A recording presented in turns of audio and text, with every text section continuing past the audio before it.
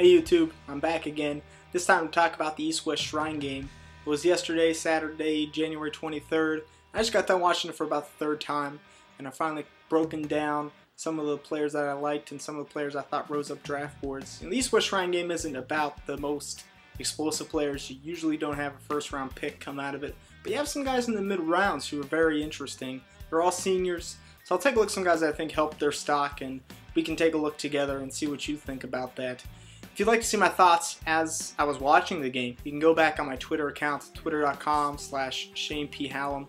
You can go back through there. It has my whole list as I was watching and I was typing away. You can continue getting updates about the draft from me there. But I want to go through a list of guys that I thought helped their stock a little bit, whether it be in practices. I've read about some of the practices that happened. That's always sometimes even more impactful than the game itself. And then the game, there's some big plays that are made. Some guys that didn't have great practices had good games, and I'll talk about that a little bit. Then maybe at the end I'll talk about some guys that hurt themselves.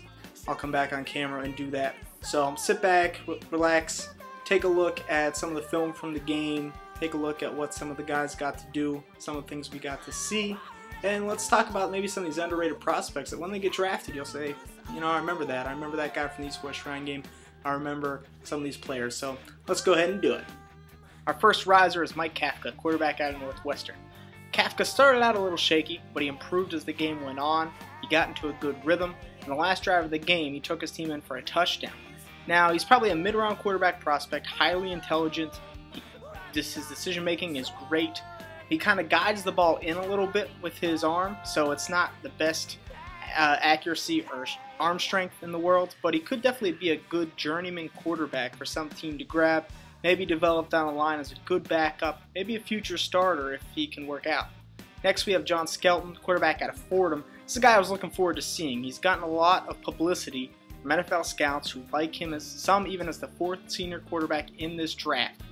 Now, he has a hell of an arm, as you can see here. He rifles the ball straight in, very inconsistent, was inconsistent in practices. His accuracy's all over the place, his footwork is terrible, but he's kind of a long-range, high upside type of pick.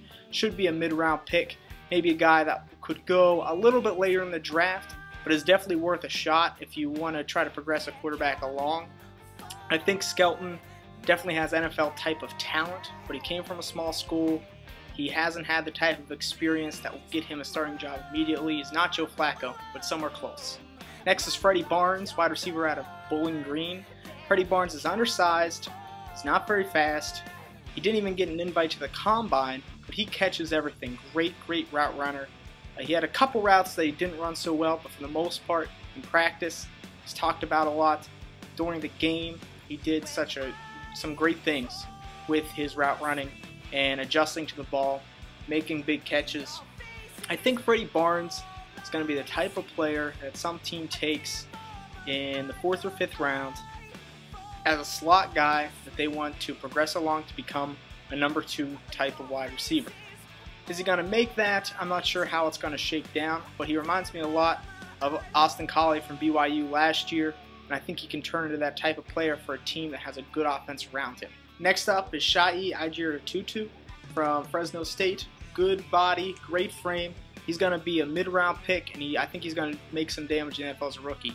Next is Schofield out of Wisconsin. He had a big interception in the first half of this game. Wasn't seen on TV. Here's the replay right here. And he moved from defensive end to linebacker for this game. He's coached by Romeo Crennel, who's now the defensive coordinator in Kansas City.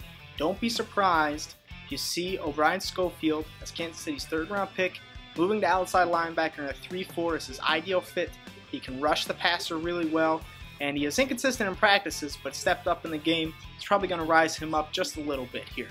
Next up is Daryll, the quarterback out of Penn State. Now, Clark didn't have a very good week of practices, very inconsistent, so I'm not sure how much he really helped his stock. The throws he made weren't NFL caliber throws. I think he did show something that he can play the game and that he has a good mind for it. I think he's going to end up moving to running back or fullback at the next level. However, I think teams wanted to see what he could do at QB. Next up is Blair, wide receiver out of Michigan State. And Blair is the type of player who really helped himself in this game. He made a lot of great catches, ran some excellent routes, and really was the quarterback's best friends for this game.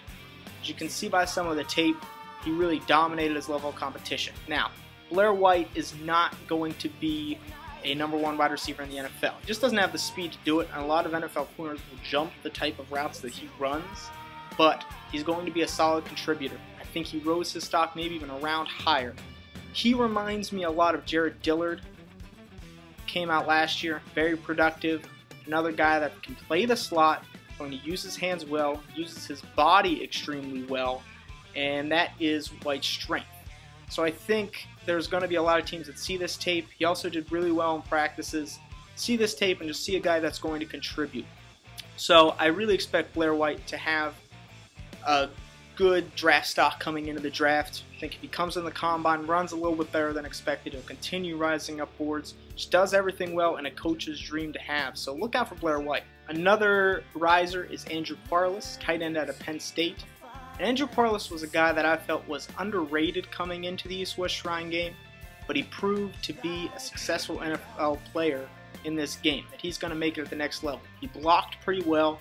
He caught some big passes, including the game winner right here.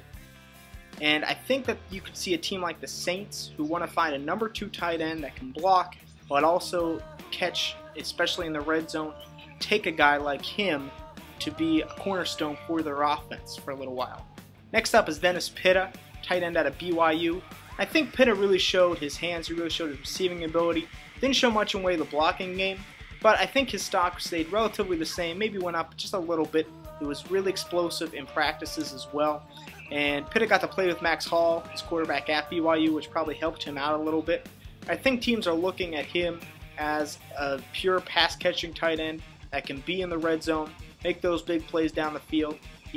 He's good. Next up is Altaurraun Verner, cornerback out of UCLA. This is him returning the ball. He had some good returns. He also did pretty well in coverage as well. I think he helped the stock a little bit, but he's still pretty short and not going to have a huge impact at the next level, probably as a nickel corner. Next up is Eskridge, safety out of ECU, and he did really well. Look at this pick right here. I mean, just adjusting the ball, getting his feet down. I really think he helped himself. Next up is Chancellor, safety out of Virginia Tech.